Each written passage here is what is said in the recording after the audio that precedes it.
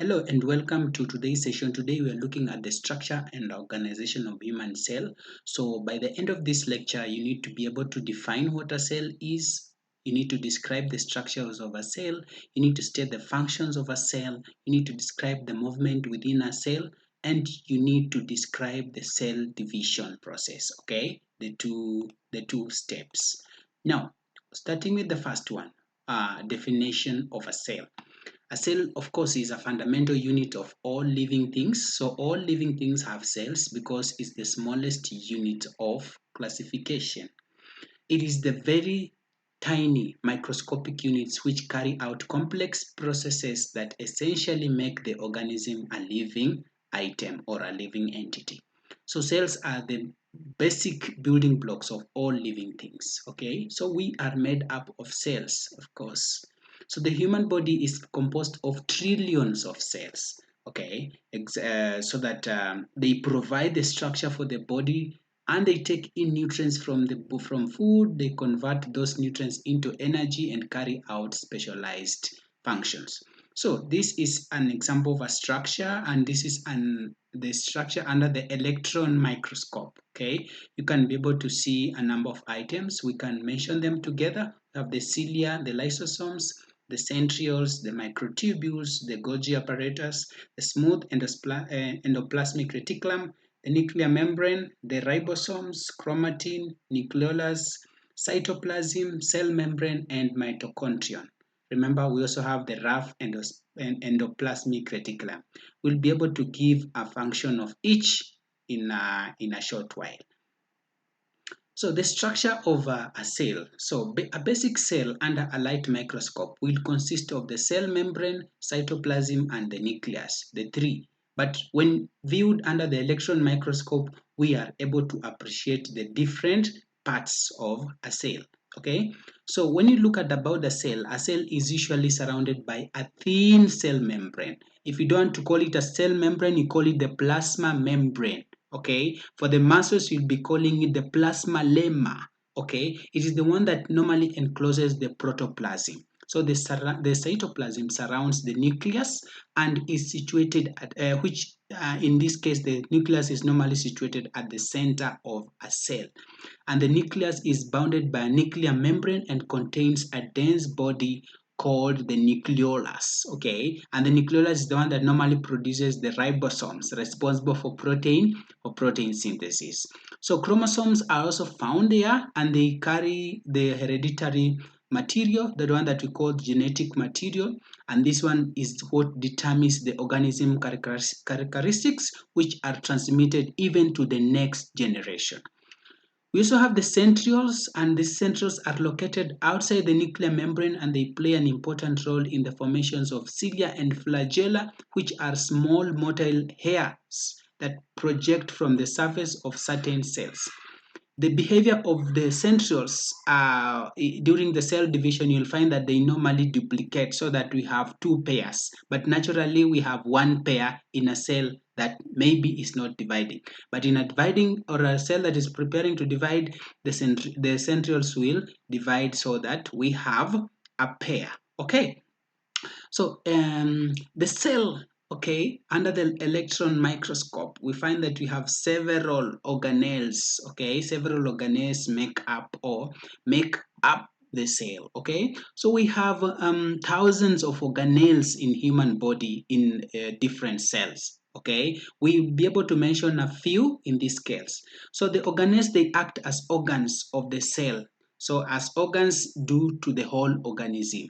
Okay, in fact, in subcellular organization, in many respects, there is similar organization which exists in the body of a complex multicellular organism. So organelles just carry out functions like the organs will do for the whole organisms. Okay, and examples of organelles are which ones? Can we take a minute and mention at least 10 cellular organelles? Okay, guys, I know the first one you have mentioned is the cell membrane, and this is the outer covering of a cell. It's normally made up of an opaque gel-like substance that we call the protoplasm.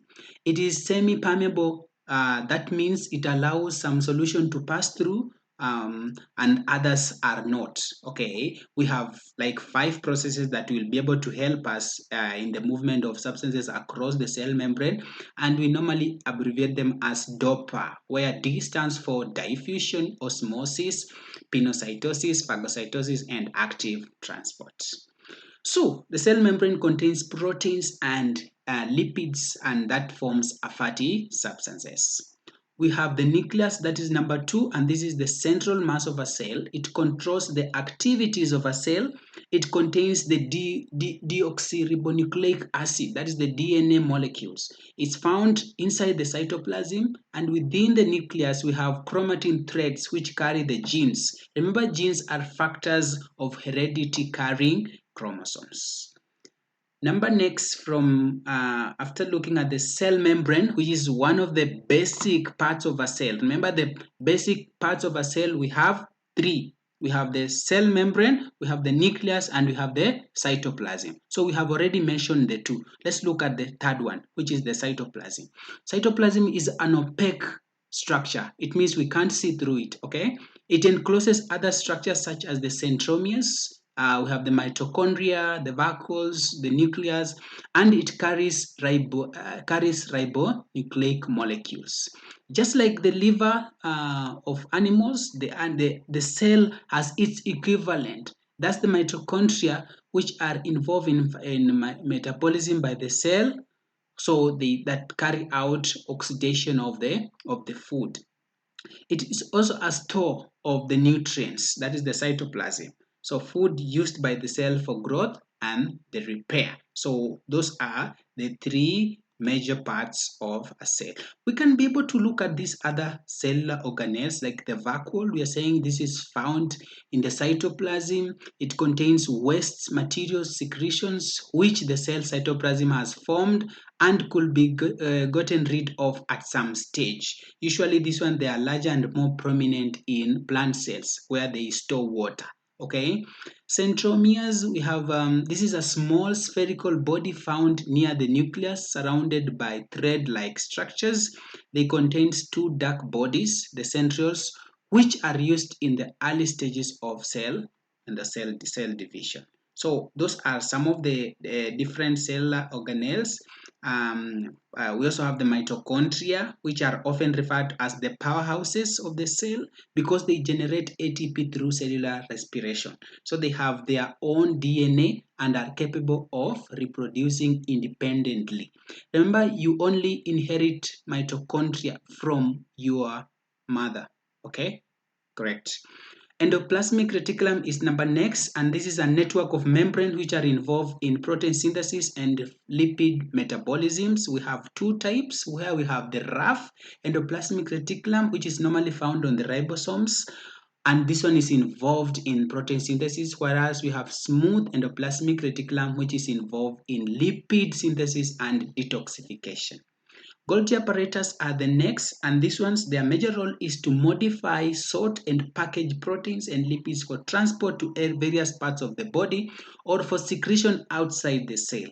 Lysosomes are the next kind of organelles, and this one, they contain enzymes that break down cellular wastes, damage organelles, and foreign invaders. They play a role in cellular cycling and waste disposal. We also have the peroxisomes, and these peroxisomes contain enzymes that break down fat acids and detoxify harmful substances such as alcohol and hydrogen peroxide. So this one will be very important for alcoholics, okay? The peroxisomes. Okay, great. Next, we have the ribosomes, and these ribosomes are important in the process of protein synthesis. Okay, they can be found free in the cytoplasm, attached on the rough endoplasmic reticulum.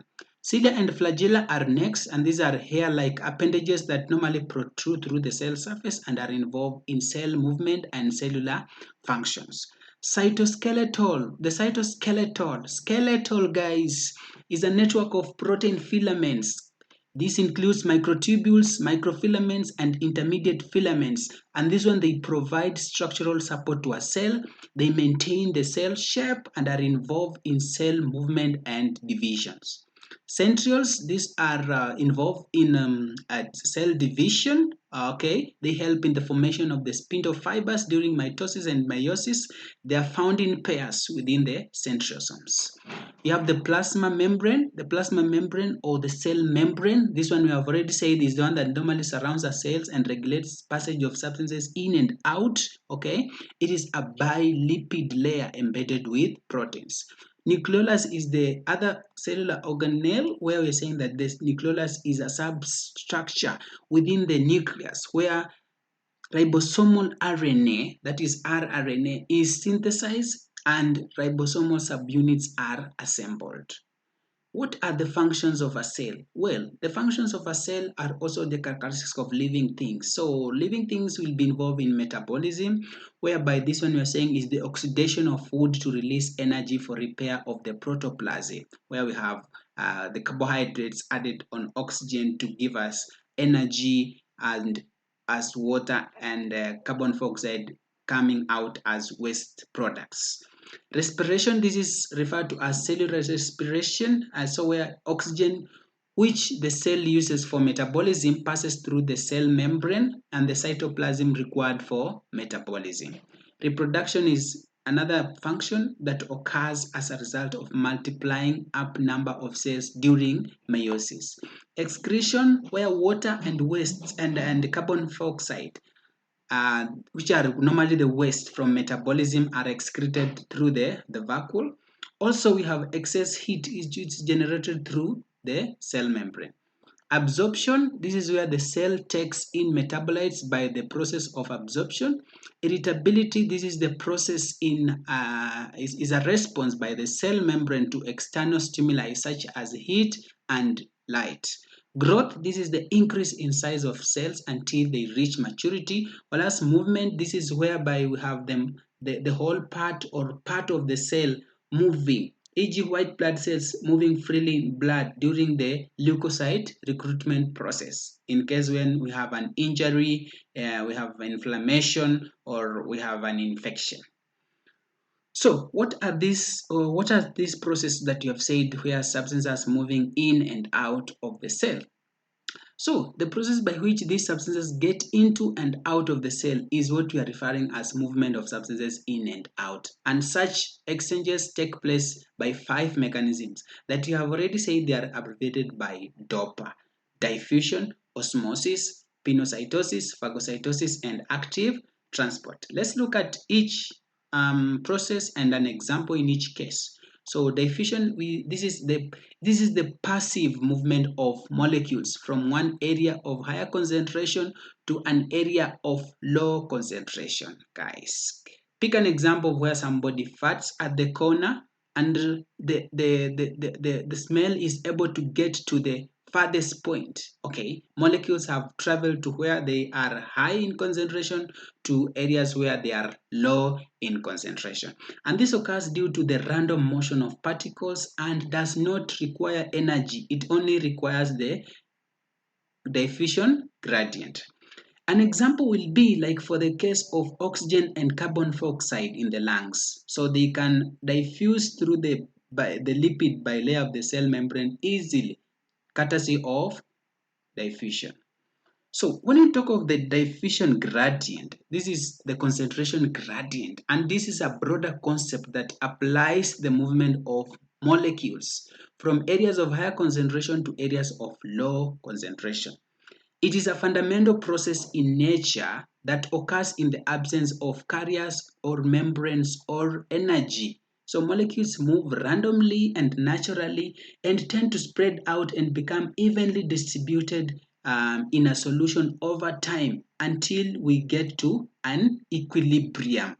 So diffusion is responsible for the movement of gases in the lungs that we have indicated, the dispersal of a drop of an ink in water if you did that experiment, and the scent of perfume spreading in a room. Yeah, like the fact that you've just given the example. Oh, that's weird, guys. Yeah.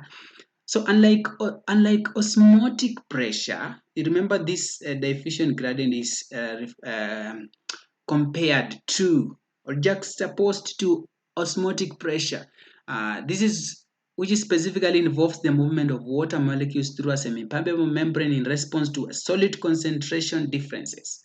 Diffusion for our case here occurs in both gases and liquids and involves the movement of all types of molecules, when osmotic pressure only involves the solvent water molecules. So osmosis is a specific type of diffusion that still involves the movement of substances from their high concentration to a low concentration through a selectively permeable membrane. But in this case, we are talking of water. Water is moving from a region where it's more to a region where there is less water. Okay, so of course we know a region where there is more water is a hypertonic solution, is a hypotonic solution, and a region where there is less water is a hypertonic solution. So water is moving from a hypotonic solution to a hypertonic solution, or the movement of solvent water molecules from their region of high concentration to their region of low concentration through a semi-permeable or a selectively permeable membrane. So water moves from an area of lower concentration, okay? Lower concentration, that is where we have more water. More water is in a place where it is, the concentration of solute is low, okay, to an area where there is high solute concentration, and at that area water concentration is low. Okay, hope we get it, guys.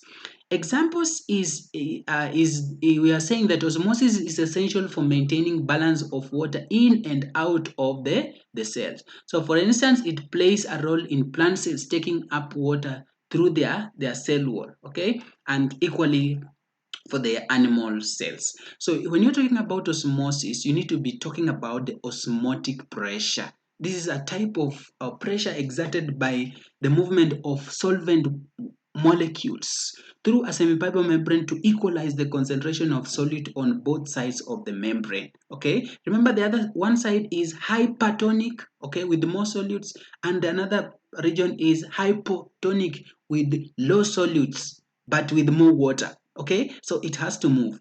It occurs when there's a difference in solute concentration between two compartments separated by a semi-permeable membrane. So the semi-permeable membrane is the barrier between a hypotonic solutions and a hypertonic solutions. Okay, water molecules move from the side with low solute concentration. That is where they are more, to the side with higher solute concentration. That is the region where there is less water, and that's how the movement occurs.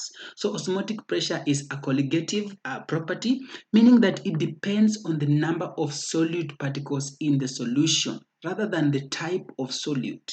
Okay, so the more solute particles present, the higher the osmotic pressure. Okay, if it has more solute particles, it means it has greater osmotic pressure. So it's gonna do what? It's gonna attract water. It's gonna attract water because it has more osmotic pressure. So osmotic pressure is commonly used in biology and chemistry to explain phenomena like water uptake by plant cells, red blood cells behavior in different solutions, and operation of osmotic membranes in distillation processes. Active transport is number next, and active transport is the movement of substances against their concentration gradient. Remember, in diffusion, it was towards the concentration gradient. But here it's against concentration gradient. So it is vice versa. So while diffusion there is no use of energy, here there is use of energy because we have to climb a ladder, you know. Yeah. So the process requires energy in the form of ATP, that is adenosine triphosphate, and often involves specialized protein pumps. Examples, we have the sodium potassium pump that is normally found in animal cells, where we have actively transport sodium out of the cell and potassium ions into the cell to maintain proper ion gradients. Okay, we'll be able to review the sodium potassium pump and we'll be able to understand more. Next, we have pinocytosis. And on pinocytosis, we are saying that So pinocytosis is a type of endocytosis in which the cell membrane engulfs small fluid droplets or dissolved substances from extracellular fluid. Okay, eating fluids. Okay, eating fluids. It forms small vesicles called pinocytic vesicles. Example is cells when may use pinocytosis to take up nutrients such as dissolved iron and molecules from the surrounding environment, especially from the small intestines. Okay, phagocytosis, this is a type of endocytosis in which the cell membrane engulfs large particles. Okay, so here we have solid particles such as bacteria, cell debris, or other solid materials. Okay, but for the other is liquid. Okay, it forms larger vesicles that we call them as phagosomes. Examples, we have the immune cells such as the macrophages and neutrophils. They normally use phagocytosis process to engulf and digest invading pathogens, helping to defend the body against infections. On cell membrane, guys, a cell must undergo processes of dividing itself in order to increase in number and size.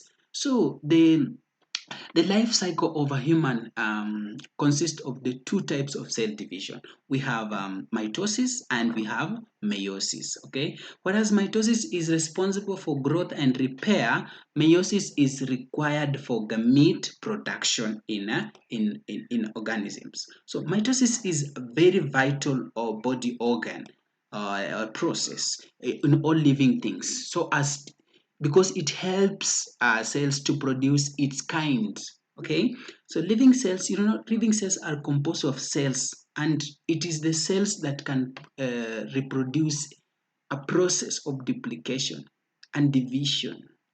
So that process by which cells duplicate or reproduce the same kind is what we are referring to as mitosis. Some cells may reproduce regularly and frequently, like for the example of the epithelial and connective tissues, while others experience division only under special circumstances, like the muscle, the nerve. Okay.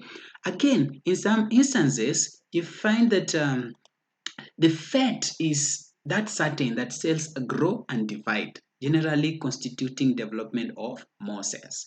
So you have changes in the nucleus normally occur, and these changes in the nuclear, they have of significance. So they rely in duplication and subsequent division of the DNA. So mitosis usually occurs rapidly within minutes, okay, as compared to meiosis. The period between successive divisions where we have from one stage to another, that's what we normally call the interphase. In animal cells, we normally have a pair of centrioles just outside the nucleus that we normally say when a cell is preparing to divide, they do what? They duplicate so that we have two pairs. Now, for a cell, you'll be having the interface, and this interface will be consisting of the G1, S, G2, and then we have now the mitotic phase. So the G1 takes around 6 to 12 hours and is characterized by cell growth and accumulation of essential protein as DNA build up block. And this is the first gap. If a cell has some challenges and it's not properly constituted, the growth will be arrested here. If it doesn't, it moves to the S phase, which is the DNA replication phase. So the cells start to replicate chromosomous DNA. It results in pairs of chromatid at centromic region. So the S phase normally takes around 6 to 8 hours. Okay, from here we go to the G2. This is also characterized by cell growth. It is characterized by the final stage of protein synthesis. Okay, final preparation for mitosis. Cell provides energy and synthesize essential proteins. Okay, if the cell is abnormal, it will be arrested here. From here, it goes now to the mitotic phase. Okay, so cell nucleus divide and pairs of chromatids separate from each other until it gets to cytokinesis. And this mitotic phase generally takes an hour. All right. From there, we're talking of the interface, and people used to say that interface is a resting stage. But you can see it's not, because the interface consists of the G1, S, and G2. Okay, it's no longer a resting phase as people used to say. Okay, it is during interphase that organelles are said to be metabolically active, thus carrying out their normal function. So if cell division is about to occur, each centrioles normally replicate so that there is two pairs of centrioles outside the nucleus. It is during this period that the DNA, during that S phase, is doubled in preparation for the next mitosis. The observed nuclear changes during cell division are described by phases, where we abbreviate them as PMAT, where P stands for prophase, metaphase, anaphase, telophase, and cytokinesis.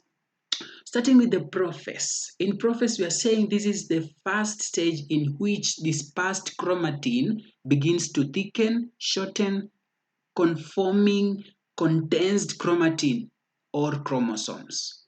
So remember, there are normally 46 of them, okay, of which each chromosome consists of two chromatids connected at a centromere. So each chromatid has equivalent DNA of a chromosome and will be called a chromosome at the anaphase.